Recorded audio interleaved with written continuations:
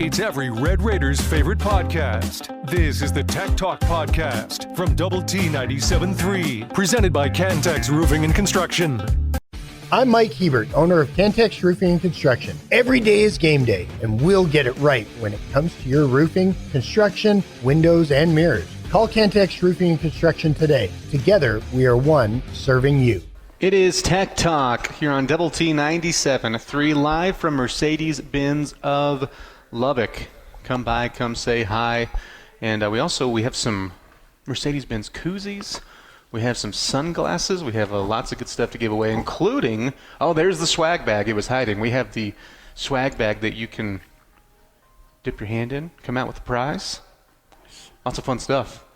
We'll also give away tickets to Texas Tech and Oklahoma State for next weekend. A little bit later in the program, we'll tell you how to play along with that. Gus, let's dive into the headlines with the biggest headlines of the day. And I say headlines because they're all in one release, but several things to break down here. We'll start with the men's basketball preseason poll for the conference. Texas Tech comes in third behind BYU at second. Houston at first. Arizona State is fourth, and Iowa State fifth. That rounds out the top five. I don't think surprising in any way, shape, or form with that. No, I don't think so. I mean, the difference between us and BYU was minimal. Mm-hmm. That wasn't what stood out to me on the thing. We can talk about that later. Oh, okay. All Big 12 team. Texas Tech had two, and they would be, again, the two you would expect, JT Toppin and Christian Anderson. The full team, AJ DeBonsa, Richie Saunders, both from BYU. Again, not surprising. Emmanuel Sharp, Joseph Tugler, Milos Uzan from Houston. Taman Lipsey over at Iowa State. Darren Peterson at Kansas. PJ Haggerty from Kansas State. By the way, JT Toppin was one of 4 unanimous selections. Preseason Player of the Year? Yep, you guessed it, JT Toppin. Again, not surprising. How about the Newcomer of the Year? That goes to Lawan Watts for the Red Raiders. Speaking of guys we're excited about. And then the Preseason Freshman of the Year. This was interesting because this was either going to be Devonsa or Darren Peterson. And it goes to Peterson. Again, preseason, so the awards everybody cares about is what comes out at the end. But I did think that was interesting. Yeah, and both of those guys are mocking way high in the draft as well. Mm-hmm. One and dones. Yeah, guys you don't expect to stay around. But a lot of this was as expected, which again goes to the expectation around this team and why it was so big to specifically keep JT Toppin and Christian Anderson on the roster. But now you've seen over the summer a lot of, people are catching on to the expectations for Christian Anderson past what we just saw, like the Rothstein and Fraschillas and stuff like that. Those guys out there have really been following him this summer with some of the stuff he's done and just also tracking not only his growth as a player but just as a person because he's physically gotten bigger. It's amazing. Yeah. Lots of expectations around him. Speaking of lists and things like that, Joey McGuire named to the Bear Bryant Award watch list. He was one of 28 college football coaches across the country to be named to the list that came out yesterday. Much deserved. I'm really curious to see what, speaking of postseason awards and stuff like that, we've talked about, hey, who could be Big 12 first-teamers on this roster, second-teamers, who could be in the hunt for an All-American type status.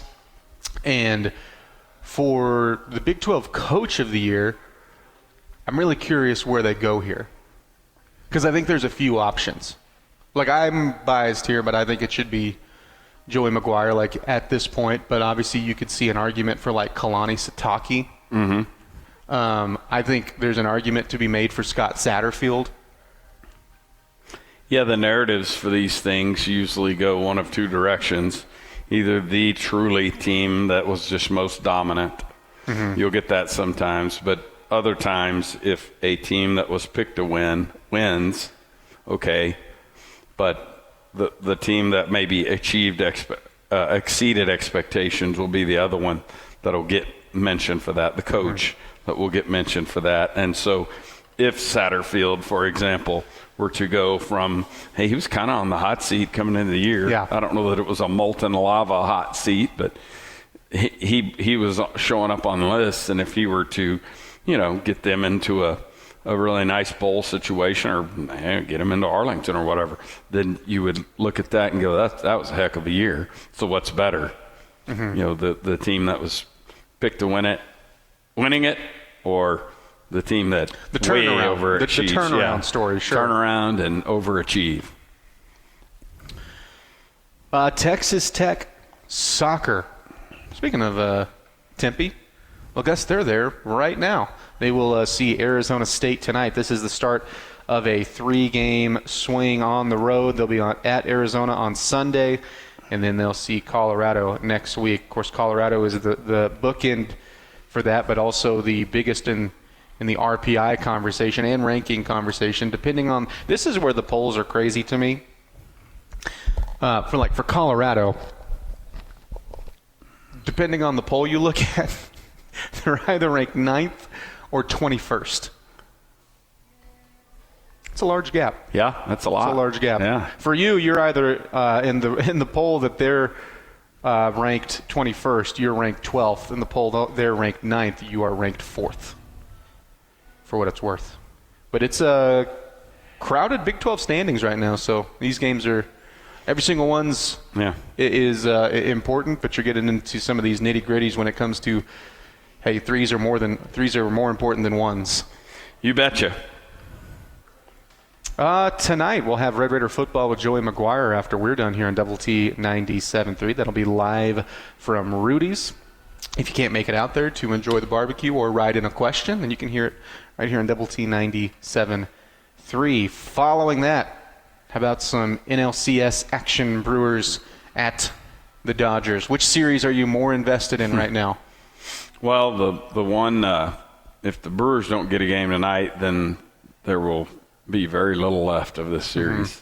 I don't know. This Seattle Toronto one, it may be the answer to that, just because we're getting road wins from everybody. So I don't know. Invested may be a strong word, but they're both. I'm interested in both of them.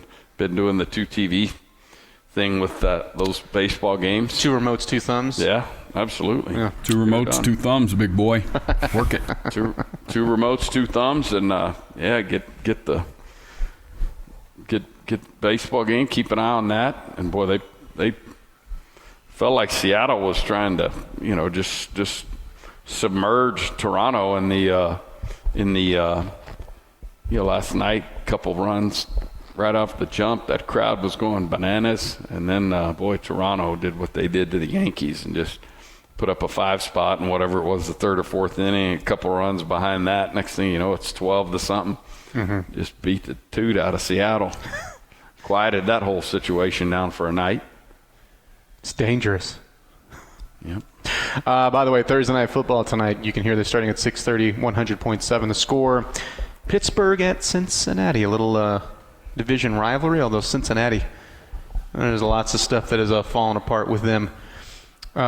Pittsburgh is a 4.5-point favorite on the road.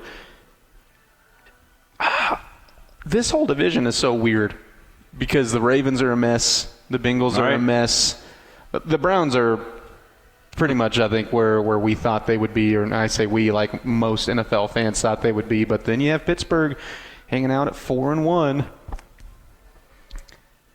Yeah, do you think it's been quiet with the and they may benefit with the Aaron Rodgers story? Yeah, I mean, probably. it's because he just brings so much media attention. It's kind of weird. And they may benefit from playing 6 games against the rest of that division, especially with a Joe Burrow-less Bengals club, right? It's just a Joe Flacco full Bengals team. And the Ravens doing what they're doing. I don't know. I just that division may have 2 disappointments in it. It is Tech Talk live from Mercedes-Benz of Lubbock. We're going to get some Big 12 talk on the other side. Keep it right here on Double T 97.3.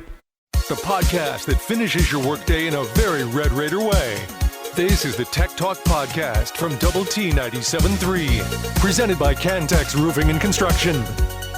Whoa, it is Tech Talk here in Double T 97.3, live from Mercedes-Benz of Lubbock. We're here just to make Jimmy Cook roll his eyes anytime we do something. It is a Song Request Thursday, songs about the sun. Keep it up, Jimmy.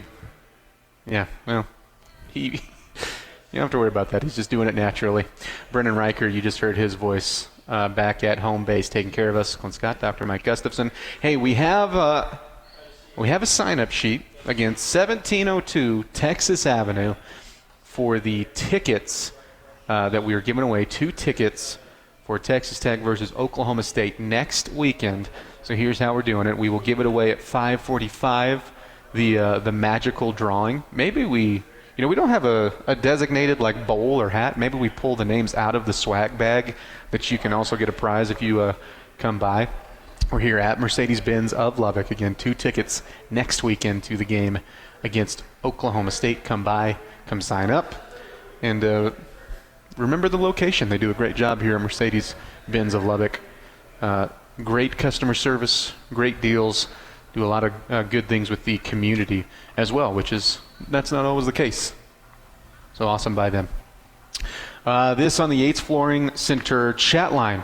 Why am I worried about the Arizona State game? Maybe because Morton may not play, even though I prefer Hammond. Weird feeling. It is kind of an odd. Here's something I've thought about with this game, Gus. Whenever we were looking at the schedule, and people are doing preseason picks and stuff before we've seen anybody play a real down of football.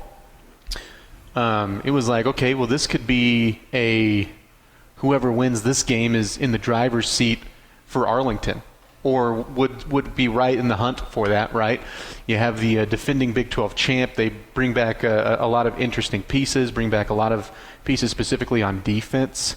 And then, man, how quickly we can feel differently about things in 7 weeks of the season. Yeah. And so in the back of my mind, there was still that, well, this was supposed to be like 2 Big 12 Titans going head-to-head, and instead it's like you're rolling, you're blowing everybody out, your margin of victory is crazy good, your defense, your offense, statistically and then grade-wise, you're good everywhere. Individually, you're getting all of these awesome grades. You keep on getting players of the week on both sides of the ball, and Arizona State is literally limping into this game.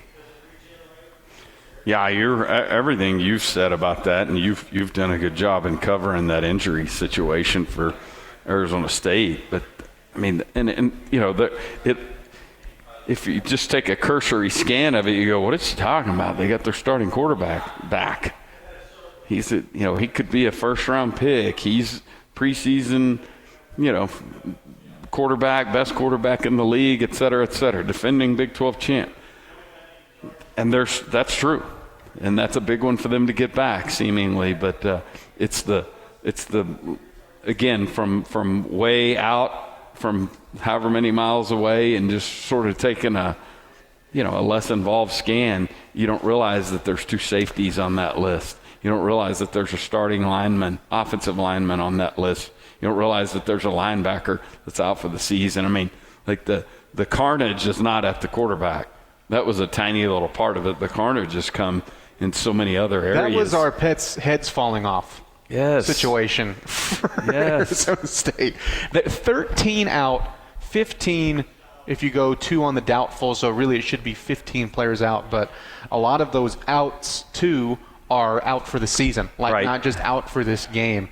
There's some of the out for this game on there, but most of it is gone for the year, and a lot of key spots that you go, man, you just have years like that every once in a while. We've seen our fair share here, right, where you just have a season where it's like, boy, you cannot catch a break. How do you battle through? And that's something that you got to find a way to do, and no one's going to feel sorry for you just because you have that. And they're certainly, Kenny Dillingham's certainly not up there just crying about it. They're trying to figure out ways to win, and I don't think in the press conferences that I've seen with him, not once has he been the one that's addressed injuries or anything like that. Like last week, it was, boy, Utah just kicked our tail. Said that. Didn't say anything. It was like, oh, we didn't have Sam Levis, we couldn't score. Well, he's been pretty candid too. There was a time earlier this year where he was like, yeah, we practiced like a 3-9 team. Practice wasn't good, and he said that to the media. He wasn't dogging individual players or whatever, just saying the whole thing was sloppy and complacent and da-da-da-da. And so you get a level of candor from him. Again, he's a joy to sort of keep an eye on again. And I would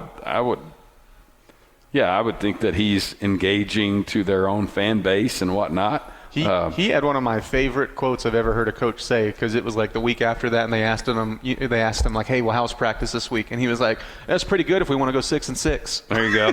So a little bit better than the 3-9 version, but still not good enough. Yeah, that's. But I understand some unease around it, and sure. You don't know your situation, but I mean, I don't feel that. I have a lot of confidence going into this, but it is such a weird game from how it was originally. I understand if you're in a a place of, feeling odd about it. I think it'll be hostile. I think it'll be loud, and they'll be geared up. They've got special uniforms, just all the reasons. Their guys were talking about their game in Lubbock at Big 12 Media Days way back in mid-July, saying, we got that one circled because they came here and got beat last year.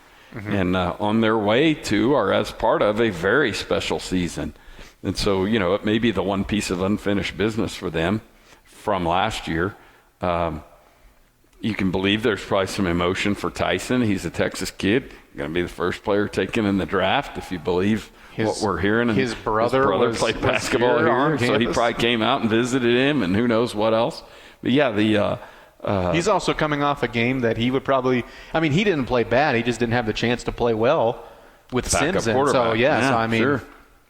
And I wonder, you're the hunted. We've talked about this. You're the circled team week in, week out. Even, if you're a team that maybe isn't doing so hot in the Big 12, you're going to, if we could find a way to win this game, that would make a storybook moment for the year, kind of one of those things. But for, individual players like a Sam Levitt, who, by the way, I don't know what his future past this year holds, but I do know he's got a couple of years of eligibility if he wanted to use them, right? But, I'm sure individually he could be going, well, this is the opportunity for a legacy game, right? So even though I'm going to play my hardest week in and week out, but I'm going to wink, wink, play extra hard for this one. Yeah, it makes sense. I think, in terms of the approach to the game itself, it seems like you have to keep Tyson under control. He can't go bonkers. He can't go 11 for 170 and 3 touchdowns. He can't get big chunk plays and that sort of thing. I think that's a big part of it, and he's that good. It sure makes you want to look at that thing and point to those other guys and go, those guys over there have to beat you, not this guy. And so far, Texas Tech has done a really good job of that. Utah game, quarterback run could be a big part of it? No. Houston game, tight end could be really good, could be a problem? No. Good job, John Curry. Et cetera, et cetera.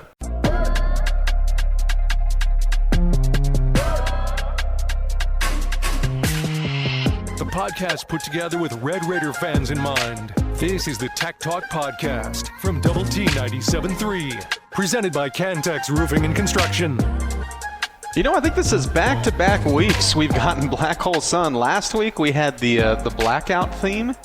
This week we're doing, for Song Request Thursday, songs about the sun. I'm not upset. I'm not angry. Love it. It is Tech Talk on Double T 97.3 live from Mercedes-Benz of Lubbock.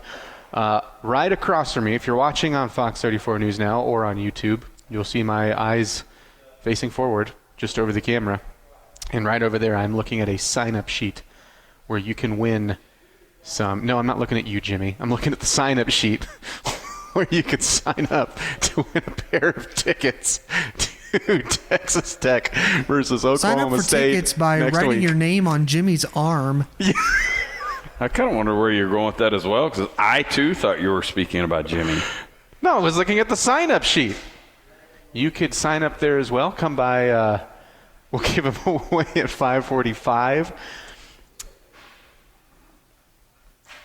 1702 Texas Avenue is the address you're looking for. And if you need anything, in the nature of Mercedes-Benz, well, Mercedes-Benz of Lubbock will take care of you. Part of the Cavender Auto family. The whole umbrella is awesome at what they do. Sorry, Jimmy, to disappoint you. This on the Yates Flooring Center chat line. You can hit us up there as well. I sure hope Coach has optimism about this group. If not, he may be the only one. Yeah, that was for Coach McCaslin. Yeah, I think everybody's pretty pumped about what you're bringing to the table. Yeah, I think so. I mean, the physical pieces and just the descriptions of the players were enough to get us excited. And then you start to get into the weeds and start to hear his take on them, and it gets even better. Because I don't know that he's a sunshine pumper. He's like a lot of these guys that have had success around here where they'll tell you, hey, I believe in these guys. But he spent a good part of the lunch today discussing process for picking players, for saying just, sort of leaning into, again, it's my word, intangibles, but their willingness to be here for the right reasons, want to get better, want to play for these fans, da-da-da-da-da. Like he went through a long description about JT Toppin and what was involved in him coming back. And he said this, again, this is not something he's just said at the lunch today, but he talked about, he went through a long description about, the year before he had done the NBA Combine. And he went through a pretty good description of that. Like the Combine is, there's six players or whatever, they're getting worked out and, going against each other and doing a bunch of running and physical tests and whatnot. And then they go back to the hotel or whatever, and the next morning on a plane to Detroit to do it all over again.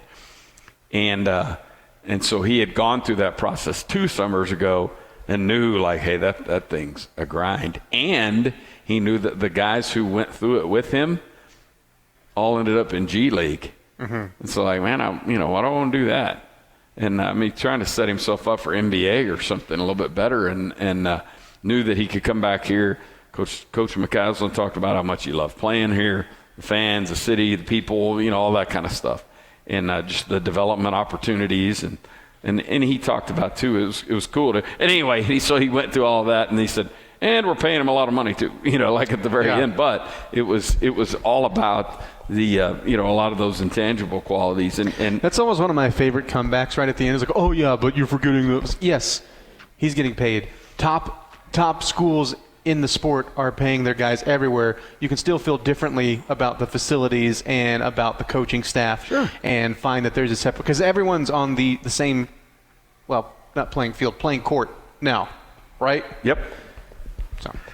Clint, he talked about, like, he named names. I won't name names, but he talked about, some players who go through this process, and the first thing out of the agent's mouth is, hey, or here's the money we're looking for, that kind of stuff. Like, yeah, we're not doing that. Not to say it's not a part of it, but to say that, if the first thing out of their mouth is that, then it's probably not going to be, there's probably not going to be enough of a willingness to give to the team. And put that first and put winning first and that sort of thing, and I think it's a pretty good take. And so when you hear him discuss his process a little bit and their evaluation for finding guys with again, this is my verbiage, but the right heart, the right intangibles to play here and the willingness to win and get better, when you hear him talk about that, then when you hear him excited about players, it's like, yeah, he's not excited about players because he can tell you a guy's 6'10" with a 7-foot wingspan and blah, blah, blah, blah, blah. But it's usually followed by, and the kid wants to get better. He loves it here. Yeah. That kind of stuff. And you've heard all that stuff. And I'm with you. I'm with the texter. He's excited, and we're all excited. And I'll tell you this. He didn't promise, like, oh, this is going to be a 30-2 season. Because he goes, we may get pushed around a little bit early in this schedule with how tough it is. And he said, our growth may come later, and that part of it may be difficult. He didn't say they wouldn't have success. He was talking about how difficult it'll be. Yeah. But, he talks about it setting them up to, for some good things on down the road. I want to bounce back to that, because I think that what you've done, you've set yourself up for success either way. Hopefully it's success with just winning all of them. Easier said than done. Let's go back to the First United Bank studio where Brennan has our play of the day. Levitt goes back to throw. Wants to right side, gets hit as he throws. Ball sails, and it's intercepted. Intercepted at the Arizona State 38-yard line, and coming up with it is C.J. Baskerville. Now motion right to left is Kelly. He keeps going. They're going to throw it to him in the flat there, and this is a screen. He got blockers in front of him. He's got the sideline. He's got the end zone. Touchdown, Red Raiders! So last year, Texas Tech beat Arizona State 30-22 to hand the Sun Devils their first loss of the season, and that was a game where, not a lot of touchdowns scored in that one, but the score, it wasn't really that close. It might have been an 8-point game, but the way I remember it is it didn't feel like a close game with the Red Raiders taking care of business in Lubbock last year against ASU. 30-22, if memory serves correct, and they kind of battled back to make it 22. And Gus, this is what I remember about the game. I have a specific memory as well. Go ahead. Okay, well, it was just afterwards. I was listening to the post-game show, which you can hear Double T 97.3 Coors Live post-game show after every game, home or away. And not from Rob and not from Chuck, because that was a home game and everybody, that was just on the mic. But I remember seeing frustration through the chat line and then through Twitter. And I understand, because remember, you're coming off of an incredibly poor showing against ACU. You're coming off of a loss at Washington State. You still don't know what this team's going to be. And on the other side, you don't know what Arizona State's going to be. And in our mind, in some ways, it's still the Arizona State that was supposed to come in and win like 2 or 3 games. Right, because they were a disaster. Before, yeah, and sure. it's like, I specifically remember frustration towards the offense, because it was like we only scored 30 points against them, and turns out that was a pretty good amount.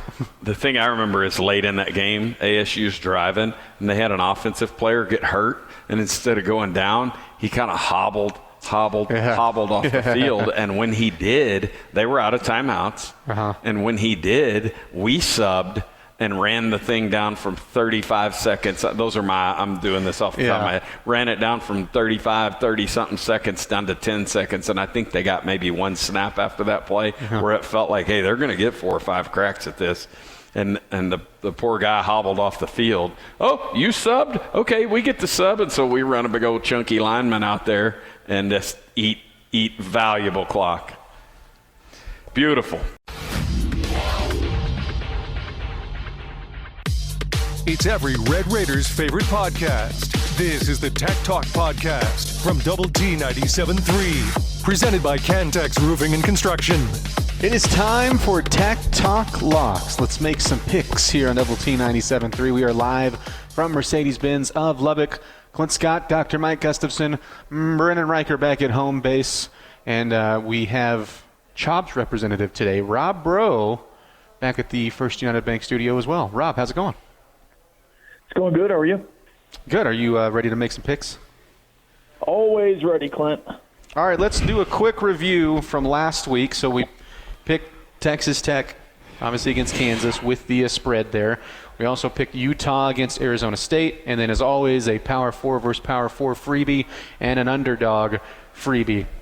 I think this is the best week as a whole since, like, week 1, when there was a bunch of blowouts and stuff happening and everyone was playing, the easy opponents. Brennan had the best week. He got 7 points, and he got 7 points because he and I both got a bonus point for having the exact same score differential of 7 points away in total for Texas Tech's win. Of course, we all took them to cover.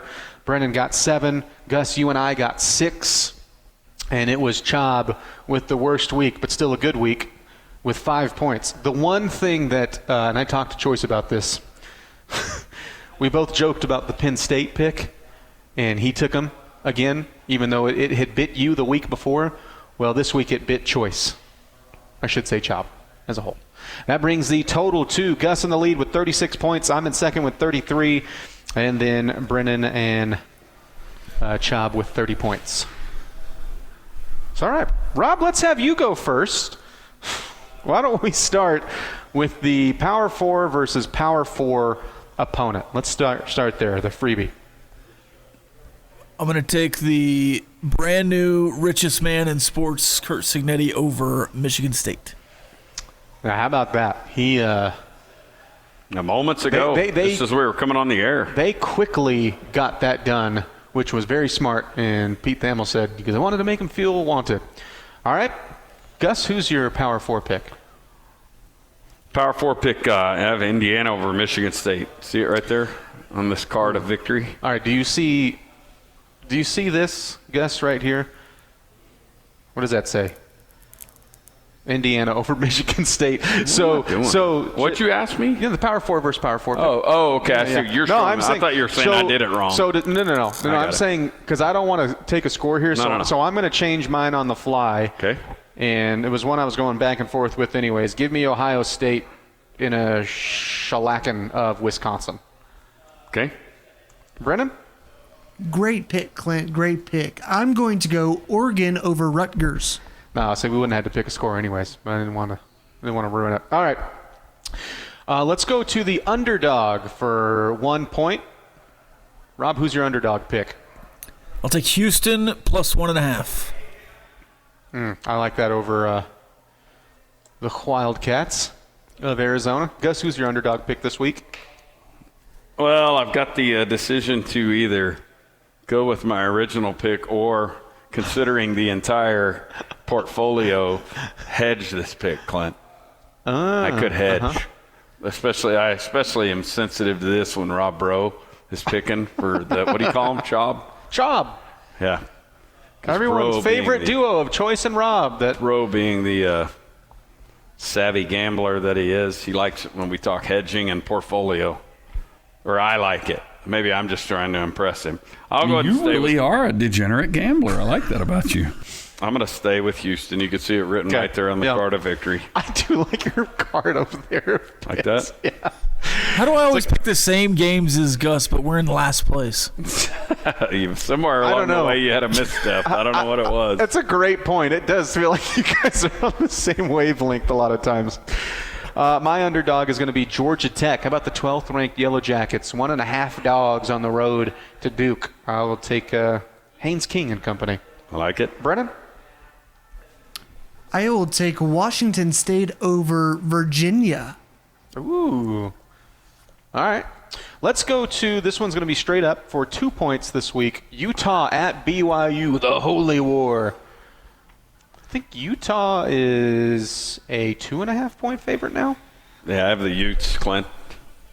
Taking 3.5 point favorite. All right, you're going to the Utes. Rob, who do you got? Also the Utes. All right, I'll take the home squad here. I'll take BYU to get a rivalry win. Come on, Bear. The quarterback wearing 47. Brennan, who do you got? I have Mr. Bachmeier's crew losing to Utah. Oh, man, so I'm on Cougar Island. You're on Bear Island. Oh, Bear nice. Island. Well played. Cougar Island, tell me more about that. Yeah, no kidding. It's a new show. Right after the Golden Bachelor.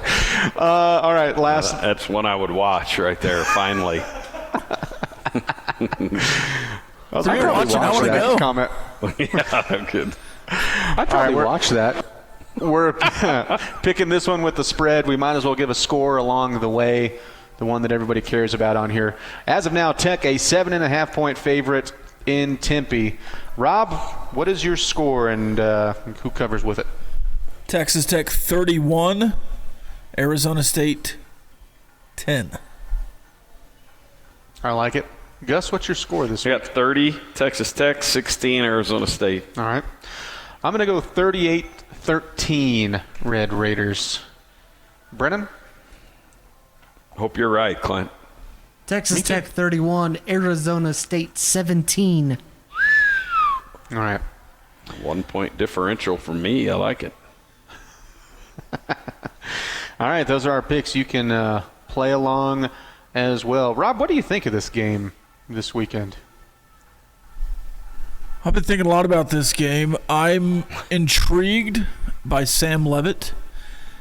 He is, 10-2 against the Big 12? One loss is to Texas Tech. He is going to be a try-hard this week just to try and beat Texas Tech, and it's going to bite him. You know, it's funny because I think that someone asked earlier. I'll get to this question specifically, like why would it be circled as an entire team? Because Arizona State clearly had a great year afterwards. But for Leavitt, I could see it being circled because it's the only Big 12 game that he lost as a starter. Because the second loss was Jeff Sims in for Cincinnati. That's true. So I could definitely see the try hard. I'm going to overdo it. That's the legacy thing we were talking about with Leavitt. So, yeah. Well, Rob, I will wish you no luck. Thanks, Clint. Wish Gus luck because we have all the same picks. Nice. It is Tech Talk live from Mercedes-Benz Lubbock. Keep it right here in Double T 97.3. The podcast put together with Red Raider fans in mind. This is the Tech Talk Podcast from Double T 97.3. Presented by Cantex Roofing and Construction. It is Tech Talk live on Double T 97.3 from Mercedes-Benz of Lubbock. Come by, come say hi. Still 15 minutes to sign up for 2 tickets next week as the Red Raiders host Oklahoma State. We will do that drawing at 5:45 and let you know who won. But again, still time to come by and come sign up. We're just talking about some of the tortillas. Well, not tortillas. The penalties and things like that. Here's some news. This was shared by Cole Banker. I believe he shared it first. You know, there was a buzz that they were going to change how they approached the penalty. And here is the new way from Kirby Hocutt that starting this week, of course it'll be next week because you're not home this week, but starting this week, the first time the tortilla is thrown, so opening kick, here you go, there will be a warning. And then the second time, and they're calling it the playing surface, it's not just the field. So if it lands on the sideline, if it lands in the back of the end zone, the whole enclosure, if it leaves the stands on the second one, there is no warning. After this, it's a 15-yard penalty and a $100,000 fine. So I would venture to guess next week, you know, in the media availability and stuff like that, Coach McGuire is going to like hammer on this for the fans. Yeah. And I'm with you because we've had this discussion. Well, you know, you blame the ADs 100%. Outside of your AD, obviously, for this rule being here. But this is what I've seen, like on Twitter and on the chat line some. But, you know, all right, anything that happens from here on out, you still blame the ADs. I'm like, no, it sucks, and it's not handled well. But here's the rule. And so at this point, no, you don't blame the ADs moving. Like the rule is there. Yep. No, that's exactly it. And yeah, you can't. It proves no point whatsoever if these things are, I mean, if this continues to happen. I mean, you can be mad about it, but there's no protest that's achieved by throwing something on the field, getting penalties and stuff. And I would imagine that the enforcement side of that becomes pretty dang vigilant and not fun. Not fun because nobody, you know, they don't want to turn this into a police state up there, but you know, it's got to be a situation that if, you know, somebody stands up and sails one on the field, hey, 15-yard penalty, blah, blah, blah, but you come with me.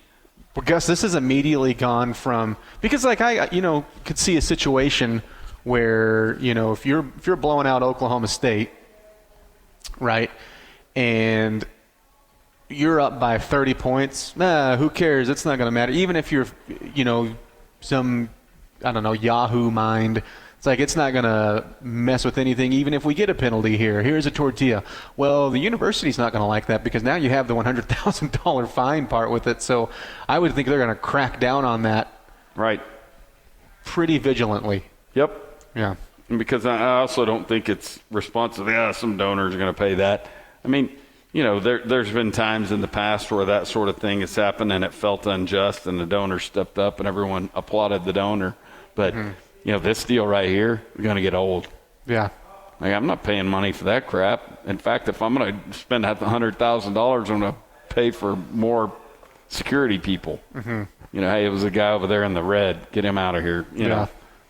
But, yeah, and I don't. It's like and unfortunately, at this point, like the next set of referees, I don't think is going to care how or why you got there.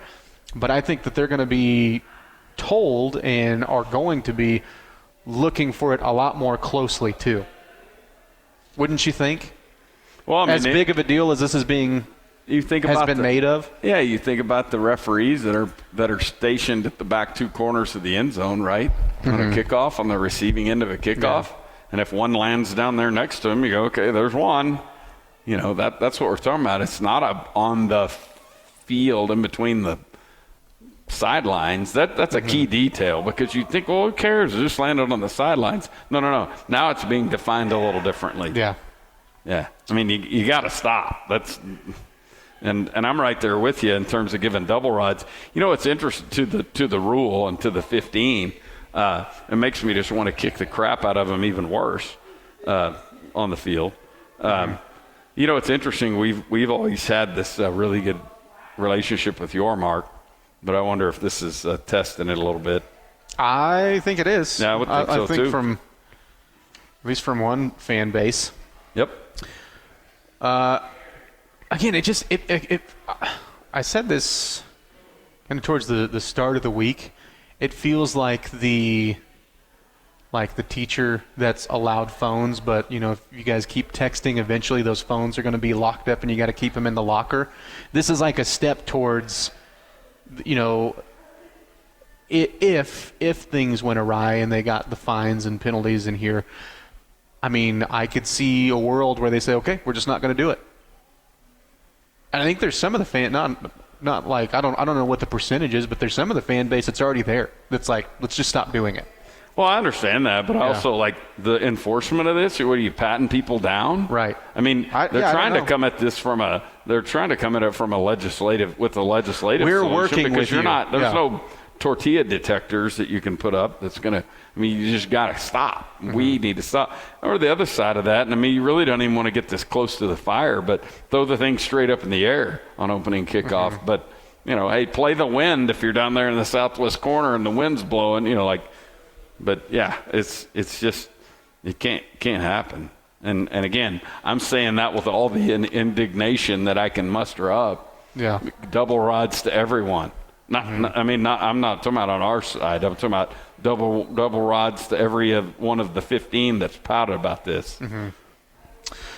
The rule change this summer was stupid, but it's more stupid on our part to keep throwing them after the first kickoff. Yep. Well, tell that to the guy sitting next to you that pulls one out. Again, the unfortunate part is some dude up there at the top of 102 can fire one and be okay. Now, the ones down on the field, you guys are the ones that have to be careful. Shelley said, how about we go win a natty and spend the next week throwing tortillas whenever, wherever. So over this silly issue, just friggin' stop. Absolutely. Ship them all to the Big 12 office, which I think that's already happening. Like we're send them to let Yormark take them to the food bank. Send them to the Kansas athletic director. How about that? Send him a bag. This has been the Tech Talk Podcast, presented by Cantex Roofing and Construction. Check out our library of Double T 97.3 podcasts at doublet97.3.com.